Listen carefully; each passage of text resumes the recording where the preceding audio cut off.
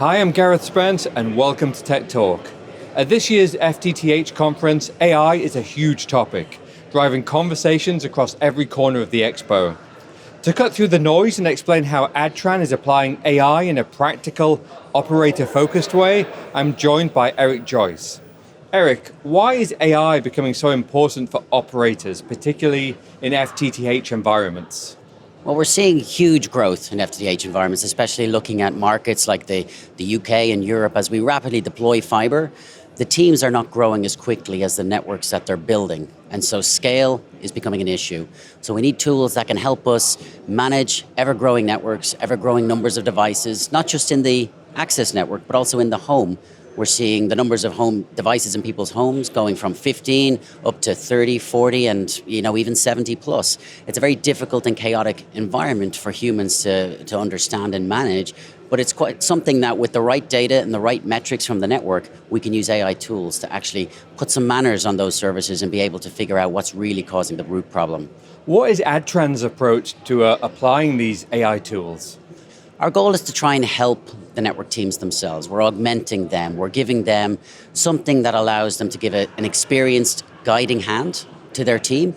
A lot of customer care and tech support teams may have staff that are staying there for short periods of time, 6 to 9 months. So there's a lot of training cycles involved in keeping a good quality staff able to support their customers directly. But they still want a human hand because people talk to people. People like to be supported by people. And so by giving them, again, tools that will help cut through the myriad of alerts and alarms that are coming from the network and really find out what's important to the specific problem and guide that person and train that person at the same time, they can build competent teams faster, hold on to them for longer as they feel more confident, and really improve the customer experience. I've heard you mention the importance of human-like behavior when interpreting network insights. Why is that critical? Shouldn't we simply trust AI to give the best answer? I think these things take time. We've got so much important information coming from the network. Some of the actions that you want to take on that perhaps have different risks associated to them. And so we're not quite ready yet, I think, to hand over the reins to a fully automated deployment platform. We still want to make sure that there are humans involved in the risk analysis, especially when they're accountable for those actions, unlike an AI tool perhaps, and they can make the right decisions, at least until we're sure that the learning aspects of these systems that we deploy have gotten to the point where we're happy with the quality of the network data and that it matches the true as-built case, and we can use AI tools to prove that. And then we have correct explanations of why the reasoning process has given that particular outcome. So humans will, I think, make the decision now, but as that confidence improves over the next few years, we'll start to see more and more of those activities being automated.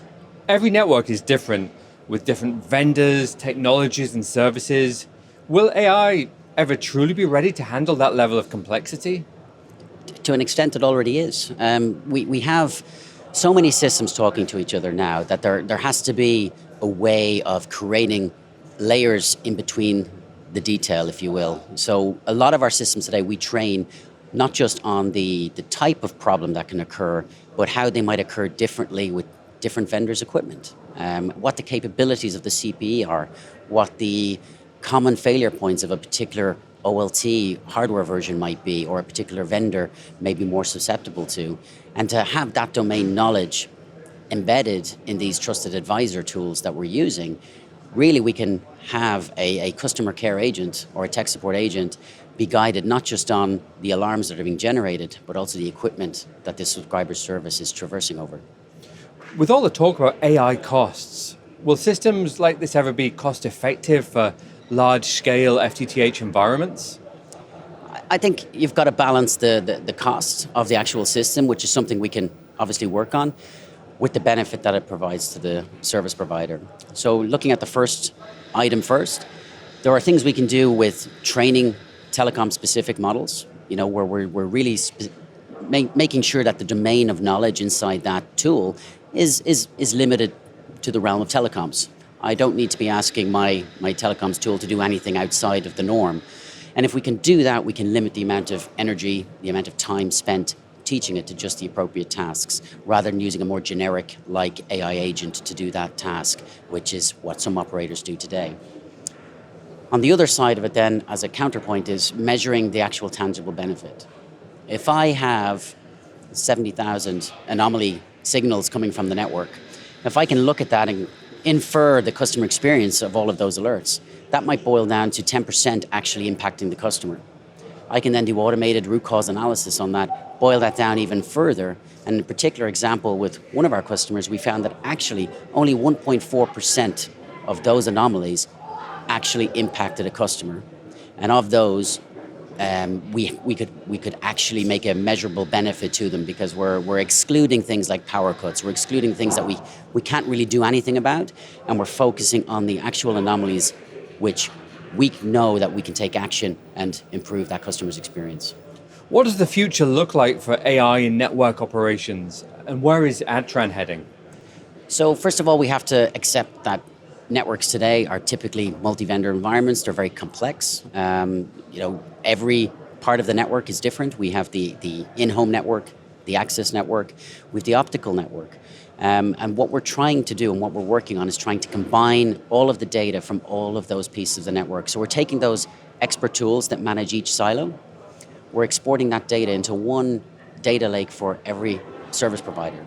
And then we can start using our models to train on that coalesced data. So we're looking at not just more devices in each area, we're looking at larger parts of the network, and we're able to really infer customer experience and what might impact them regardless of which portion of the network is affected by a particular outage or anomaly. Eric, thanks for joining me today.